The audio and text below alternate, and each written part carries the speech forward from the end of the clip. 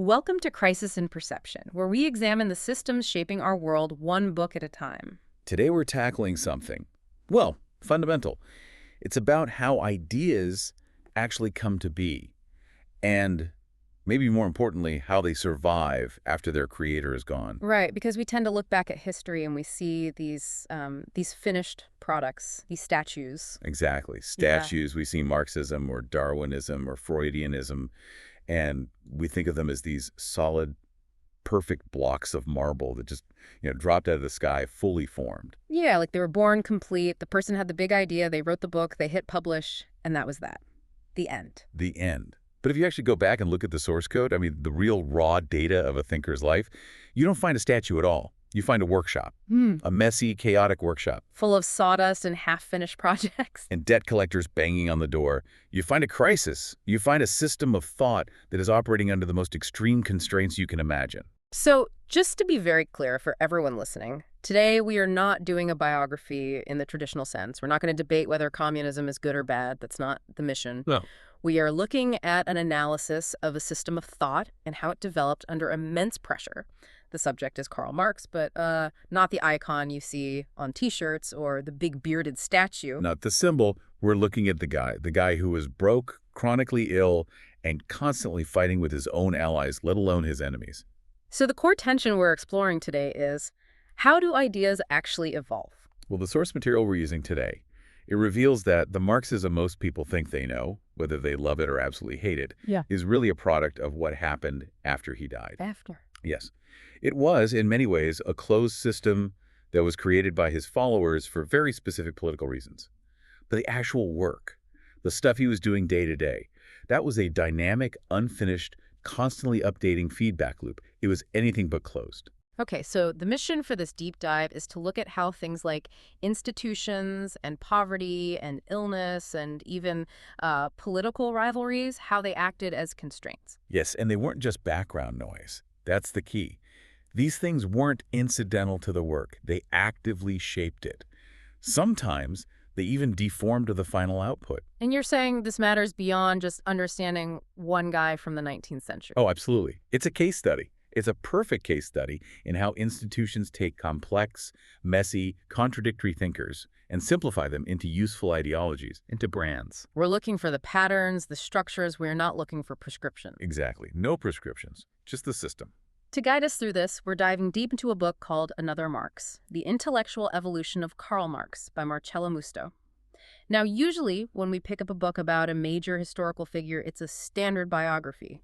Born here, wrote this, died there. Right, the usual narrative arc. But Musto is doing something very different here. It feels like he's looking at the back-end data, the developer's notes, not the finished app. That's a great way to put it. And to really understand why this book is so different and why it's even possible now, we have to talk about the source material itself. Musto isn't just rereading the books you can find in any bookstore. He's using something called the Mega 2. Okay, you have to pause on that. Mega 2. It sounds like a robot from a bad 80s sci-fi movie. It really does, doesn't it? Or maybe a new energy drink. Or a vitamin supplement. Yeah. So what is it? It stands for the Marx-Engels Gesamthausgabe, which is the German for the complete collected works. The historical critical edition. Exactly. And when they say complete, you have to understand, they mean complete in a way that is almost pathologically obsessive. It's overwhelming. How overwhelming are we talking? Is this like finding a few extra letters in an attic somewhere? Oh, we're so far beyond that. We're talking about everything. Every unfinished manuscript, every draft of every chapter, letters to his wife about their sick children, shopping lists. Wait, shopping lists? Seriously? Seriously. But most crucially, and this is the real game changer, over 200 notebooks of excerpts. Hold on, 200 notebooks, just of him taking notes on other people's books? Yes, just his reading notes. Imagine a hoarder's attic, but the hoarder is a genius philosopher who is desperately trying to understand the entire economic history of the human race. That's what these notebooks are. What's in them? I mean, besides just quotes. Everything. We have books with his marginalia, his angry notes scribbled in the columns. We have him working out mathematical formulas next to complaints about his liver condition. Yeah. And then there's the handwriting. Yes. I've heard rumors about the handwriting. It's catastrophic. I mean, truly. Marx's handwriting was so notoriously awful that it was basically a private cipher. Even his wife, Jenny, who knew him better than anyone, sometimes struggled to read it. His closest collaborators complained about it constantly. So the Mega 2 project isn't just like scanning and publishing old books. No, no, no. They are decoding a dead language. It's a massive forensic undertaking. This new phase of the project, which really got going again in 1998, it fundamentally changes the entire data set we have on Marx. It allows us to see the thinking process before it was polished, before it was turned into a product. So Musto's thesis, then, is that if you only read the published works, the stuff like the Manifesto or Volume I of Capital, you're basically just getting the brands. You're getting the official story. But if you dig into the notebooks, into the Mega 2 stuff, you get the actual system at work, with all the bugs and the error messages. Precisely. Musto's argument is that the Marx we know is really a product of various isms that were created after his death by other people.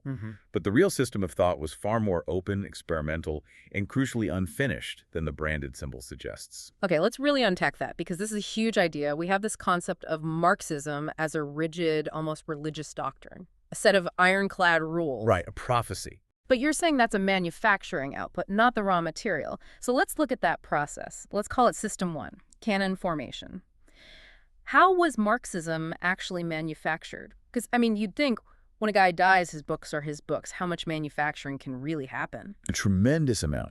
It all comes down to the incentive for simplification.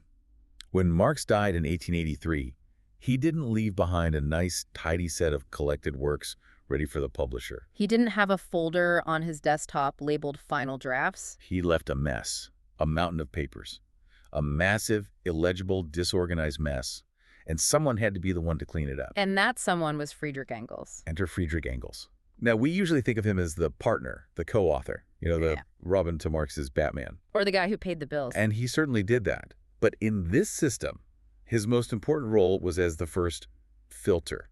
He was the editor-in-chief of the Marxist state. He was the guy with the red pen. More like the guy with the scissors and the glue. Remember, Marx had only published Volume I of Capital in his lifetime. That was the only part of his great work that was truly done. And volumes 2 and 3, the ones that get into the really complex stuff about the circulation of capital and the tendency of the rate of profit to fall. The incredibly dense stuff, yeah. They weren't books. They were just piles of fragments. Stacks of paper, different drafts written years apart, sometimes with conflicting arguments. Some sections were just a few bullet points with a question mark at the end. So what did Engels do? He had to become an archaeologist. He had to decipher that catastrophic handwriting, figure out what was written when, and then literally piece the fragments together to create coherent books. Now wait, when you say piece together, that implies he was making some serious creative decisions. We're not just talking about fixing grammar or spelling here, are we? That's the heart of the controversy. Musto argues, and the Mega 2 archives seem to back this up, that it went way beyond grammar. Engels had to create chapters where there were only loose pages. He had to decide which of 3 or 4 conflicting drafts was the final one. And maybe none of them were. Maybe none of them were. In doing that, he inevitably created a sense of certainty, of scientific inevitability, that Marx himself didn't actually express in the notes. Marx might have written, "This appears to be the case but needs more research," or just left a big question mark. And Engels, needing to publish a book that people could actually use for their political movements, had to make a choice. He had to turn it into a statement of fact. He smoothed out the doubts. He ironed out all the hesitation. He gave it a sense of finality that the original material just didn't have. So he's already building the statue, in a way. He's sanding off the rough edges. He's the first sculptor. And this leads directly to what the Italian philosopher Antonio Labriola was critiquing way back in 1897. He saw this happening in real time. He said that Marxism was being propagated by people who hadn't actually read the full works. Because they couldn't. They weren't available. They physically couldn't. Labriola called it a privilege of initiates. Such a great phrase. If you weren't in the inner circle, if you didn't have access to Engels' desk in London, you were relying on summaries, or summaries of summaries. You're playing a game of telephone with incredibly high-stakes political theory. That's exactly what it was. And the message gets simpler and more distorted with every telling. And this brings us to the bigger institutions. You mentioned the German Social Democratic Party, the SPD. They were the biggest socialist party in the world at the time. They inherited the manuscripts after Engels died, right? They did.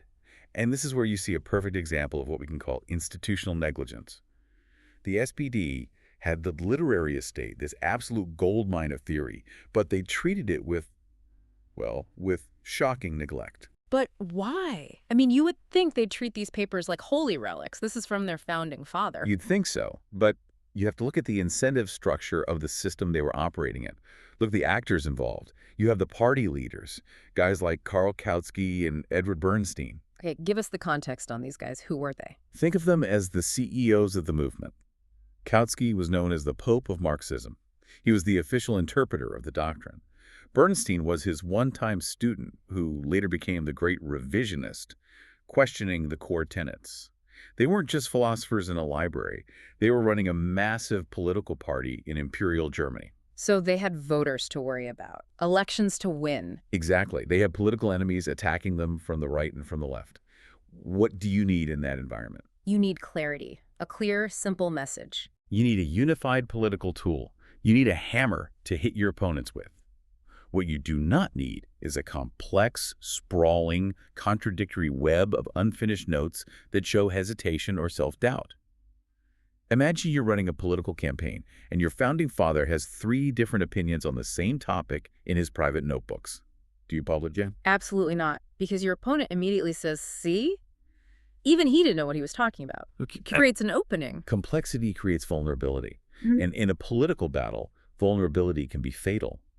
So, the conflict within the party, this need for a single official orthodoxy, actually led to the manuscripts being scattered and ignored. They weren't treated as a scientific archive to be studied. No, they were treated as political ammunition. Yeah. If a manuscript supported Kautsky's orthodox view, he would quote it.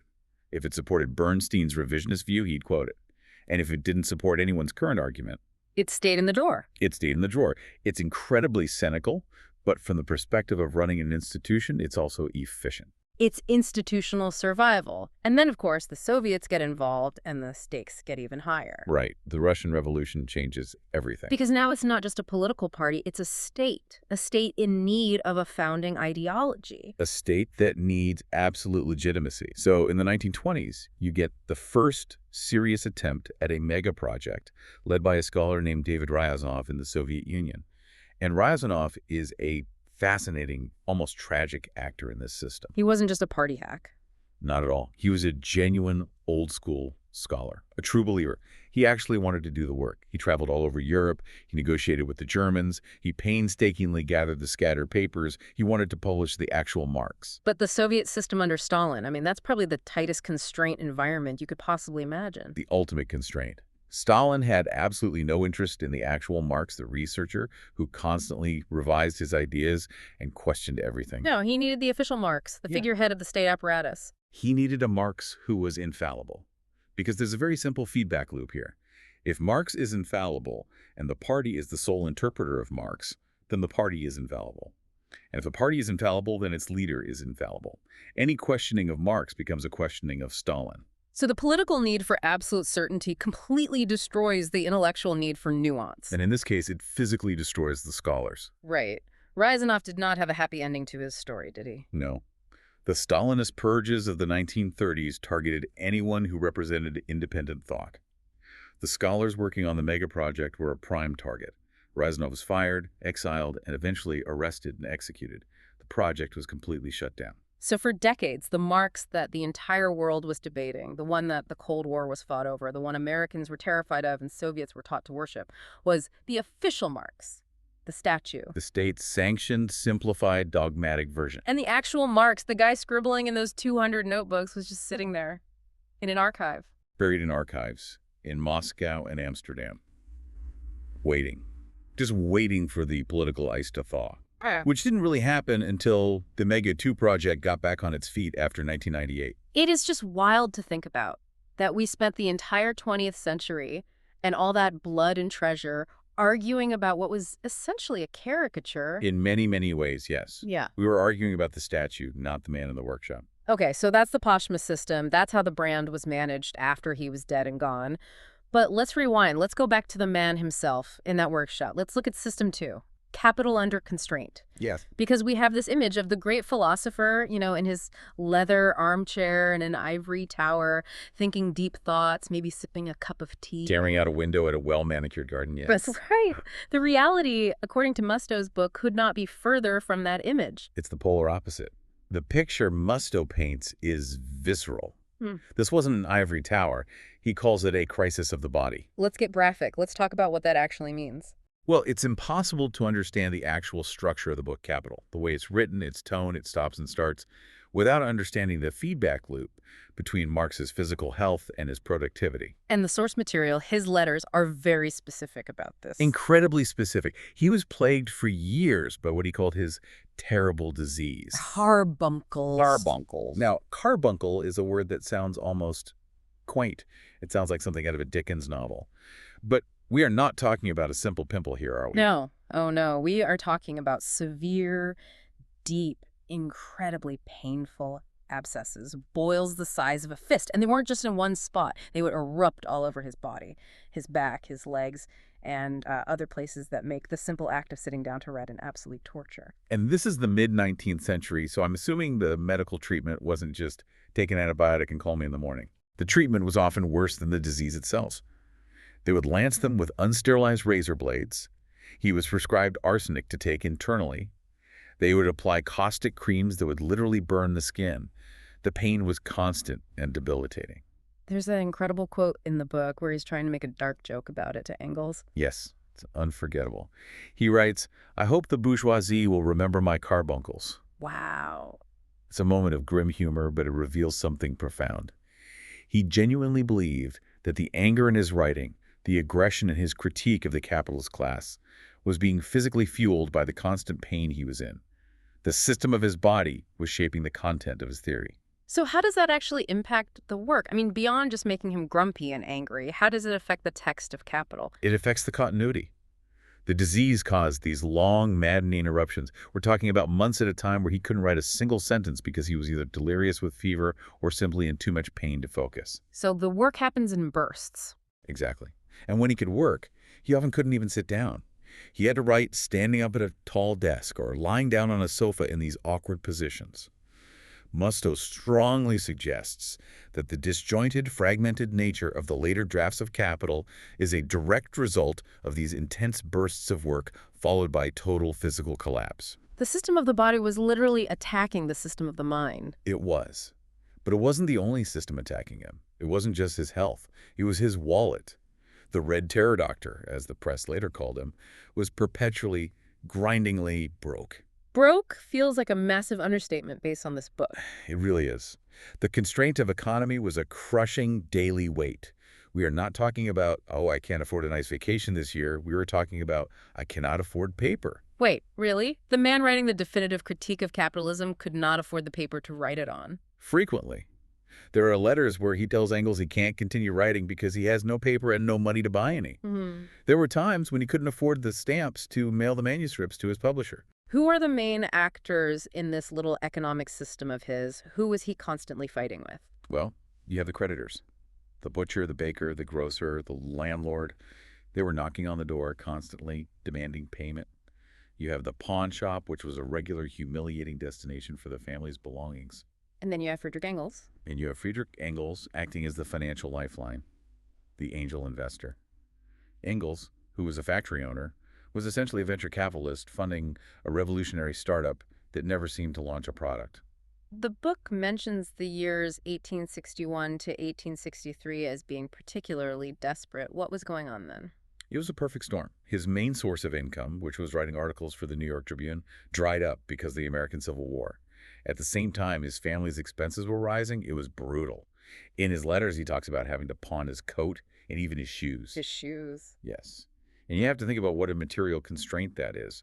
If you don't have a decent coat, you don't have shoes, you cannot leave the house in Victorian London in the winter. You certainly can't go to the British Museum library to do your research. They wouldn't even let you in the door if you looked like a vagrant. So he was, in a very real sense, under house arrest by poverty. And all this creates a massive opportunity cost, right? It's huge.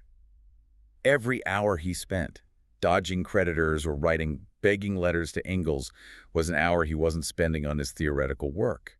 But it's also about the work he was forced to do. He wrote hundreds and hundreds of articles for the New York Tribune and other papers. He was a journalist for hire, a content creator. He's a gig worker. He had to write these hot takes on the Crimean War, or British politics in India, or the trade in opium with China. He did this just to survive, just to buy bread for his family. So you have this massive world historical brain that wants to be writing capital, wants to be solving the riddle of surplus value, but the economic system forces it to write newspaper columns. So when we look at capital today and we see that it's this huge, sprawling, and ultimately unfinished project, it's not just because he was a perfectionist who couldn't let go. It's because the material constraints of his life, his health and his poverty, physically prevented him from finishing. This just completely destroys the myth of the master plan. There was no grand blueprint that he simply executed step by step. Right. Musto really emphasizes this point. The system in his head was constantly being revised. Constantly. Near the end of his life, he was reading about Darwin and the new theories of evolution. He was reading geology. He was reading agronomy, the science of soil depletion in agriculture. He was trying to integrate all this new data into his model right up until the very end. So the closed loop, his followers later claimed, this idea that he had figured it all out and written it down. It's a fiction. He was a researcher. And what do good researchers do? They are constantly finding out that they were wrong or that the situation is more complex than they thought, and then they rewrite. The constraints of his life just meant he ran out of time before he could synthesize it all. It makes him feel much more human and much more chaotic. It makes him a thinker rather than a prophet. Prophets arrive with all the answers. Thinkers spend their lives grappling with the questions. And Marx, it turns out, had more questions than he had time. Okay, let's move to System 3. We've talked about the constraints of the body and the wallet. Now let's talk about the constraints of the room, the organizations, specifically the International Working Men's Association. The International, yes. This is where we move from the solitary study to the loud, messy, argumentative streets. And it's a great example of an organization acting as a powerful constraint environment. So the popular image, especially the one from later Soviet propaganda, is that Marx basically founded this thing and ran it like his personal fiefdom, right? Yeah. That he walked in, slammed his fist on the table, and said, "Workers of the world, unite." That's the myth of the revolutionary dictator. They wanted to project their own centralized structure back onto him. But the source material, again, shows us something completely different. It shows a coalition system. What was the origin? How did it actually start? It started in St. Martin's Hall in London in 1864. And it wasn't some revolutionary plot hatched by Marx. It was a public gathering of British trade unionists, French artisans, German communists, Italian nationalists, a whole mix. And Marx's role in this? Initially, he was just a mute figure on the stage, as one observer described him. He was invited because he had a reputation as a German intellectual, but he wasn't the leader. He had to navigate a complex system where his specific views were actually a small minority. Who were the other major factions in the room? You mentioned French mutualists. Break that down for me. What did they actually want? Okay, so they were followers of Pierre-Joseph Proudhon, and they were, for all intents and purposes, the anti-political wing of the movement. They didn't believe in political strikes. They didn't believe in forming political parties to run for office. I know. They believed that if you engage with the state, you legitimize the state. Their solution was to bypass the state entirely. They advocated for setting up small-scale cooperatives, people's banks, credit unions, systems of mutual aid, that sort of parallel economy. So in one corner of the room, you have British trade unionists who are saying, we need to strike for a 10-hour workday and get Parliament to pass a law. Right. And in the other corner, you have these French Proudhonists saying strikes are a waste of time and Parliament is the enemy. And Marx is supposed to get them to sign the same membership card. Exactly. It's a huge design challenge. Yeah. How do you draft a mission statement, an inaugural address, for a group that fundamentally disagrees on the core mission? So how did he do it? What was the strategy? He had to use rhetoric as a tool of unity. Marx adopted a strategy he described in a letter as fortiter in re, suaviter in modo. My Latin is a little rusty. It means strong in substance, mild in manner. He was tasked with drafting the inaugural address of the International. But he had this huge problem. If he used the bold language of his past, the language of the Communist Manifesto, all the stuff about a specter haunting Europe and violent revolution, he would have scared everyone right out of the room. The British trade unionists would have run for the hills. They just wanted a 10-hour workday and to stop employers from importing cheaper foreign labor to break their strikes. They weren't signing up for civil war. And the French Proudhonists would have walked out the second he mentioned seizing state power. So the system, the coalition itself, forced him to compromise his language. He had to. He had to frame the argument in a very clever way. He generalized the spontaneous movements of the workers without imposing his own rigid doctrinal system on them. He focused on the hard facts of poverty and exploitation that everyone could agree on. He buried the radical theoretical substance in much softer, milder language. So the text itself, the very words he chose to write, were directly shaped by the need to keep that fragile coalition together. Absolutely. The constraint of the coalition directly softened the rhetorical output. But it wasn't just the founding documents. There was also the feedback loop of governance, the sheer crushing workload of running this thing. 385 meetings? That number just jumped out at me from the book. 385 meetings of the General Council. Marx attended almost every single one. That is an unbelievable number of meetings. That is a lifetime supply of listening to minutes being read and arguing on bylaws. It's a staggering amount of bureaucracy for a revolutionary. He was the corresponding secretary for Germany. He was dealing with the Irish question, the campaign for the 8-hour workday, reports on strikes in Belgium and France. He was writing hundreds of letters to different sections in America and across Europe. What was the incentive for him to do all that? Why spend your Tuesday night arguing about meeting minutes when you could be at home writing capital? The incentive was to provide a locus of leadership. He deeply believed that without a central, coordinating body, the movement would just fragment into 1,000 tiny, ineffective sects that all hated each other. He wanted to maintain unity without stifling local autonomy. He saw the international as the practical vehicle that would actually deliver the revolution he was writing about. But the result, the outcome of all that work, was a massive delay in his theoretical work. Without a doubt. He complained about it constantly in his letters. But, and this is where it gets really interesting, Musto argues that this very delay, this forced engagement with practical politics, actually enriched the theory. How so? By arguing with real workers about their strikes, by having to formulate policies on things like the length of the working day or the role of women in industry, Marx's theory became less abstract. It forced him to confront the messy, complicated reality of the labor movement. The organization delayed the book, but it probably improved the content. It's a classic systems trade-off. You sacrifice speed for a higher quality, more reality-tested product. Precisely. But of course, that unity didn't last forever.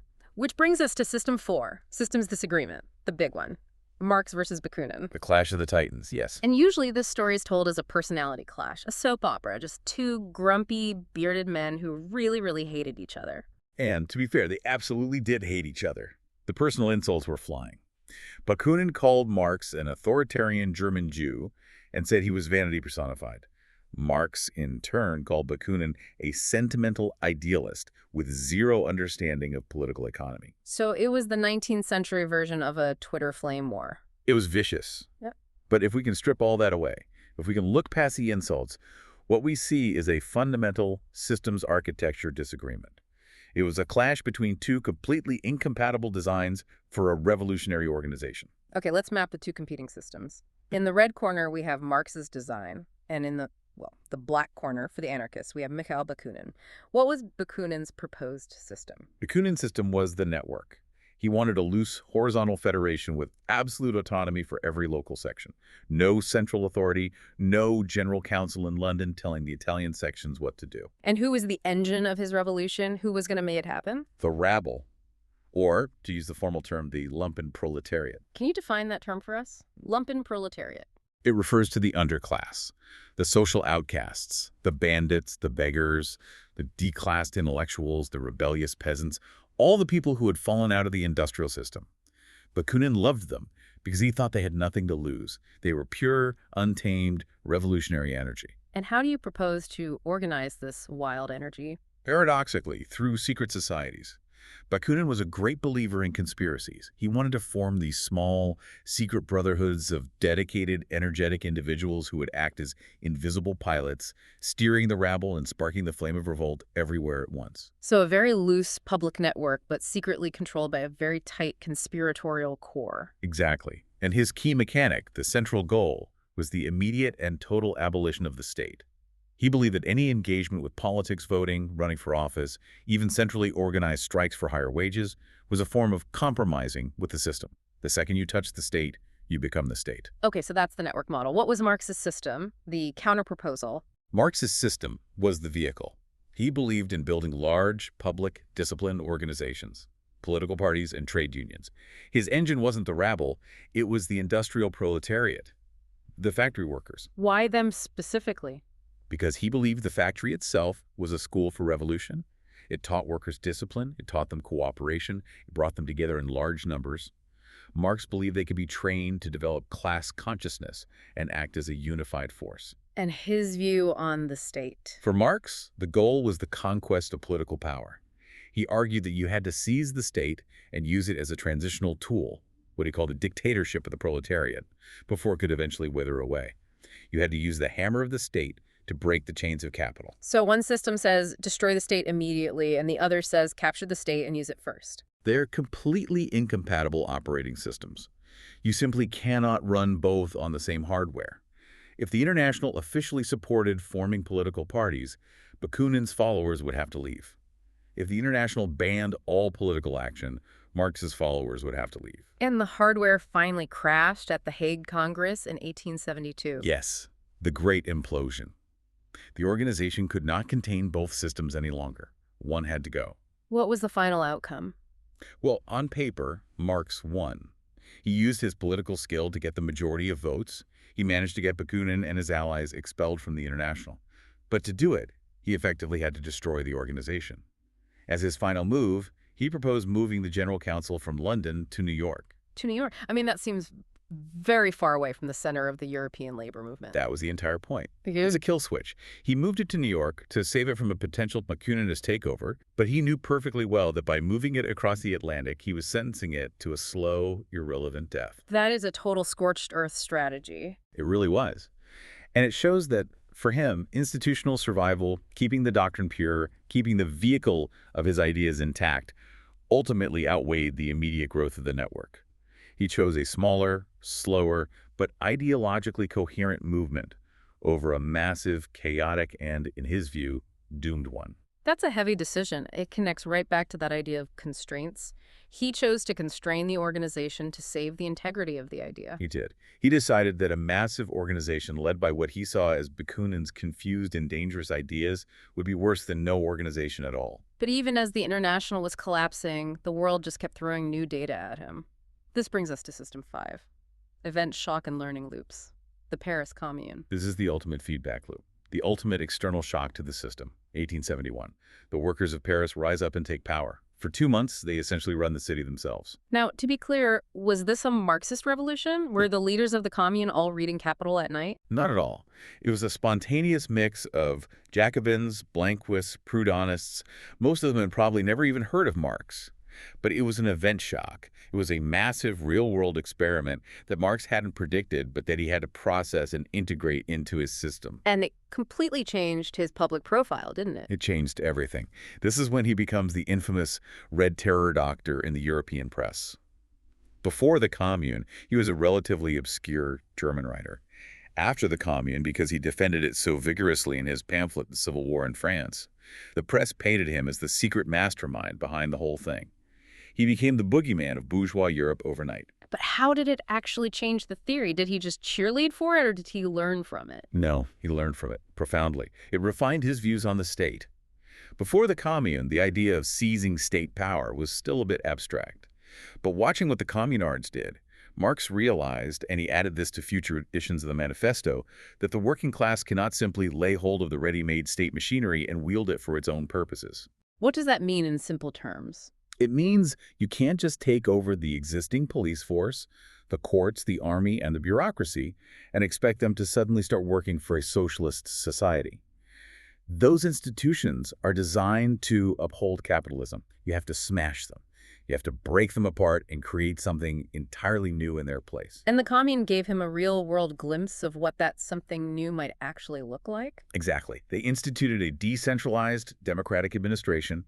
All officials were elected and could be recalled at any time. They were paid a workman's wage. They abolished the standing army. So external reality forced a critical update to the theory. He didn't just impose his view on history. History imposed itself on him. And this leads us to the final, and in some ways the most surprising system we're looking at today, life after the International.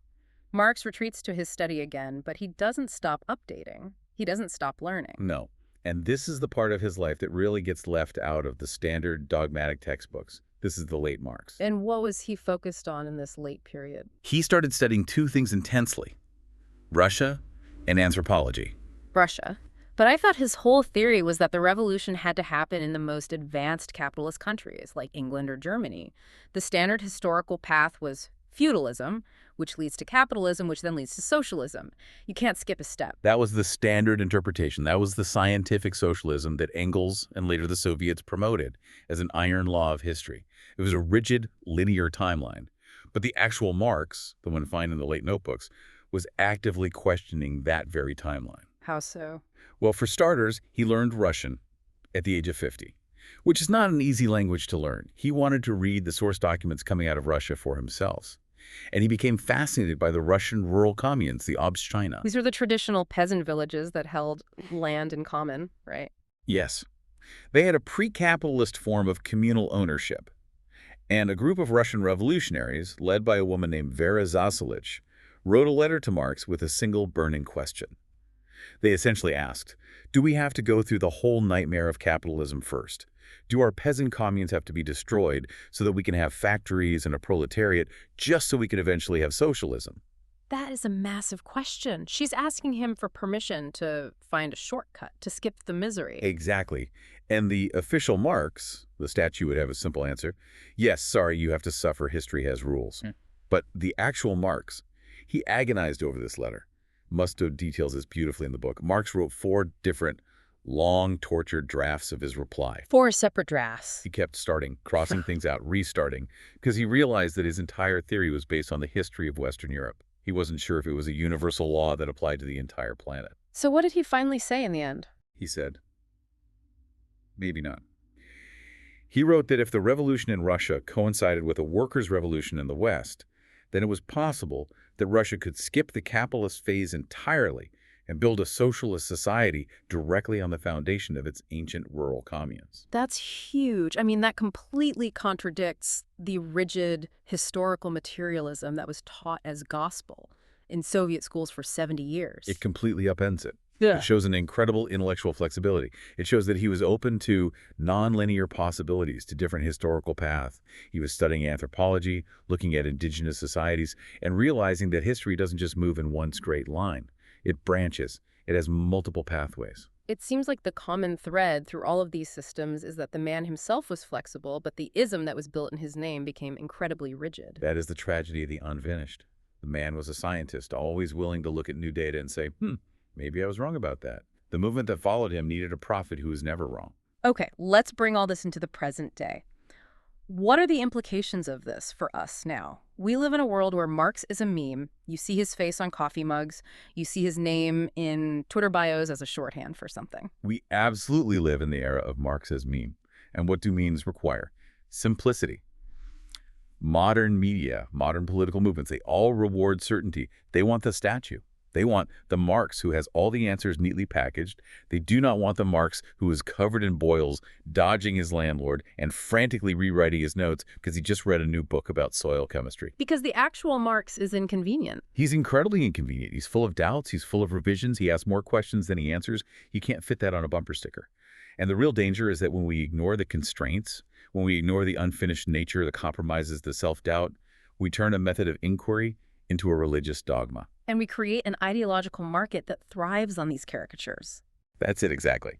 Just as the SPD needed a simplified Marx to win elections, and the Soviets needed a simplified Marx to legitimize a state, our modern ideological markets profit from these caricatures.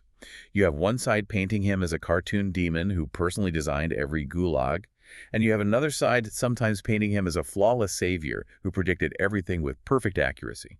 And both of those caricatures completely miss the point. They both miss the critical method. They miss the actual tool he was trying to build. We lose the ability to analyze the specific material constraints of our time because we are too busy worshiping or damning a slogan from his time. We lose the system of thought, the process of critical inquiry, and we are left with nothing but the brand name. This connects so perfectly back to our channel's core mission. This is the definition of a crisis in perception. It really is. We've looked at the social manufacture of perception, how editors, parties, and states literally manufactured Marxism. We've looked at institutional resistance, how the International as an organization couldn't handle structural diversity. And above all, we've focused on constraints. This idea that theories do not just float in a vacuum.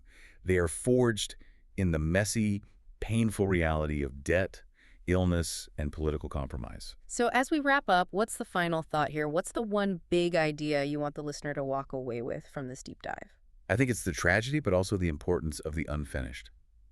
Our systems, whether they're political parties or media outlets or even academic departments, they all prefer closure. They want a finished book. They want a Bible with all the answers.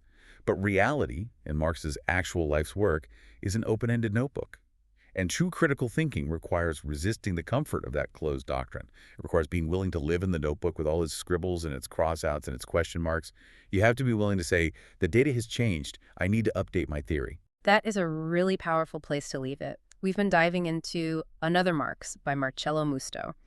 It's a dense academic read for sure, but if you're brave enough to tackle the concept of the Mega 2 project and want to see the workshop behind the statue, it is fascinating stuff. Absolutely. It's a powerful reminder that even the biggest, most world-changing ideas in history were written by flawed, struggling, and very human beings. This project is free and publicly accessible. If you'd like to support the time, tools, and research behind Crisis and Perception, you can become a supporter on Patreon. For a shorter, visual overview of this topic, see the mini explainer link in the description. If you enjoy this kind of systems-level analysis, please like, subscribe, and comment with books or topics you'd like us to explore next. Thanks for listening.